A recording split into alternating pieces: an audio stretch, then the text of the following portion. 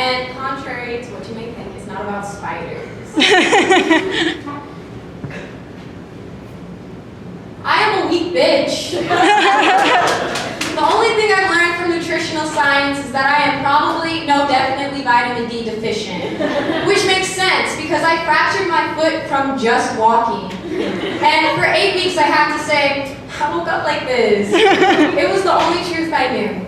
I don't think it ever healed completely, so there is a valid excuse for when I want to jump like a firecracker or run into a pool of rose petals, but can't. I should probably be wearing a medical boot right now.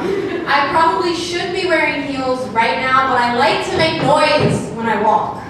Just don't look at me. You might notice I still limp sometimes. I don't think 2 words describe me so well as stress fractured. On Tuesdays and Thursdays, my right knee comes undone.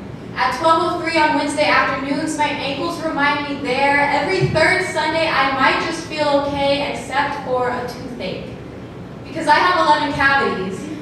Since I won't take the marshmallows out of my Lucky Charms, I won't stop eating cans of vanilla frosting for lunch. One day, my teeth will fall, like pills on pavement. Not for some poetic sort of dream, but because I am brittle-boned and proud.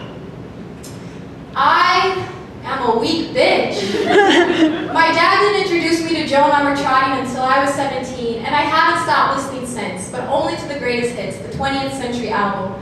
You wouldn't know it, but I haven't talked to my sister in 3 years, even though I pretended to like Earl Grey tea because it was her favorite.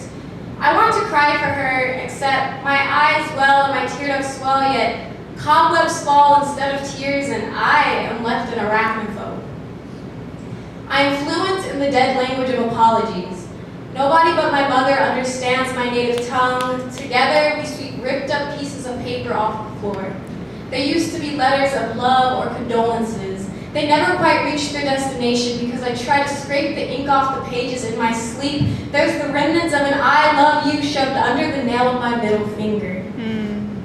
Sometimes I envision silence and see a sky blue minivan with broken taillights and 2 car seats in the back. Sometimes I envision distance and see an empty cardboard box with a shipping label but no return address. There are eraser marks on my arms from tattoos I didn't like. Permanence has no place on my body. I will not wear my purple mink coat of blame in a place that's always cold, but I am always cold. Because I might be an anemic weak bitch. And when our tiny apocalypse comes with frostbitten fingers, we'll throw the car keys at me and tip its tiny top hat off to you.